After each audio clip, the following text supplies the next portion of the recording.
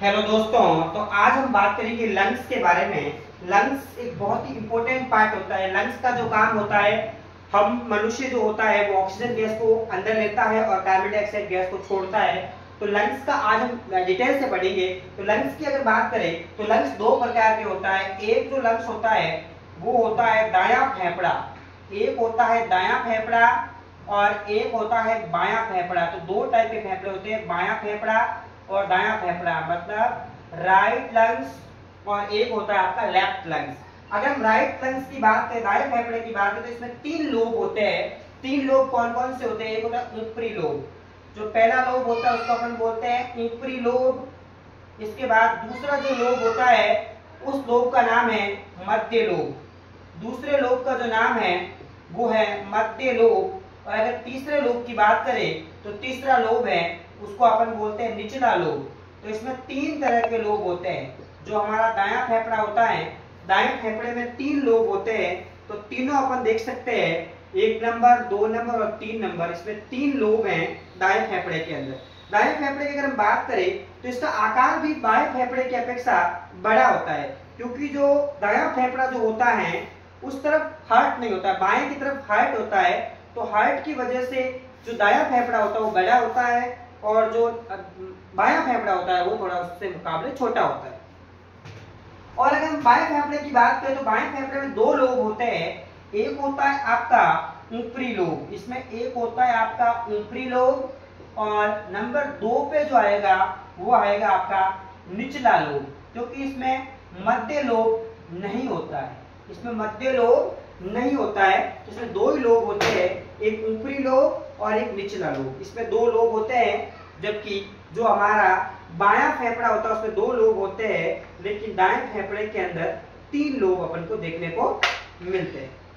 अब हम आगे बात करेंगे इसका एक और इम्पोर्टेंट भाग। तो आगे हम बात करेंगे फेफड़े का एक और इम्पोर्टेंट भाग की, तो हम बात करेंगे पल्मोनरी शिरा के बारे में। अगर हम पल्मोनरी शिरा की बात की जाए, पल्मोनरी शिरा, तो पल्मोनरी जो शिराएं होती है, वैसे हमने पढ़ा है कि शिरा जो होता है वो क्या करता है कि ये जितना भी जो अशुद्ध रक्त होता है वो शरीर में अशुद्ध रक्त लेके आता है।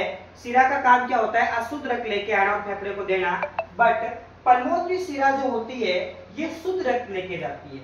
यह शुद्ध रक्त, शुद्ध रक्त मतलब प्योर ब्लड, प्योर ब्लड लेकर जाती है, लेकर जाती हैं। और ये लेफ्ट साइड जो लेफ्ट लंग्स होता है उनको प्रदान करती है। अगर हम बात करें पल्मोनरी धमनी की, तो जैसा कि हमने सुना है कि जो धमनी होती है ये पूरे शरीर में शुद्ध ब्लड प्रदान करती है, लेकिन पल्मोनरी धमनी एक ऐसी धमनी है ये अशुद्ध ब्लड लेकर जाती है। अशुद्ध ब्लड, अशुद्ध का मतलब इम्प्योर, अशुद्ध रक्त मतलब इम्प्योर ब्लड लेकर जाती है। तो अगर हम इसकी बात की जाए अगर पल्मोनरी वेन की, तो पल्मोनरी जो वेन होती है वो कौन सा भाग होता है? तो पल्मोनरी वेन जो होता है हमारा ये वाला भाग होता है, जो आपका ये ब्लू साइड में आपको दिख रहा है, ब्लू कलर में आपको दिख रहा है, ये पल्मोनरी वेन है। और पल्मोनरी वेन जो होती है ये क्या करती है? पूरे शरीर में शुद्ध ब्लड लेके जाती है। और ये होती है पल्मोनरी धमनी जो हमारे शरीर में अशुद्ध ब्लड लेके, ये जो होती है वो फेफड़े को देती, फेफड़े के पास जो आता है वो अशुद्ध ब्लड आता है। पल्मोनरी जो धमनी होता है वो अशुद्ध ब्लड लेके जाती है। उसके बाद में हम अगले भाग की बात करेंगे। तो अगले भाग का नाम है ब्रोंकाई, जिसको अपन बोलते हैं स्वस्थ नलिका, जिसको अपन बोलते हैं स्वस्थ नलिका।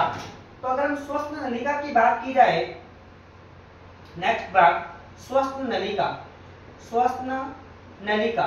देखो जो हमारी श्वसनी होती है, जो ट्रेकिया होती है, आगे जाकर के दो भागों में बढ़ जाती है। वो दो भाग अलग अलग दो फेफड़ों में जाते हैं। एक भाग जो जाएगा वो जाएगा दाएं फेफड़े में, और एक भाग जो जाएगा वो जाएगा बाएं फेफड़े में, बायां फेफड़ा।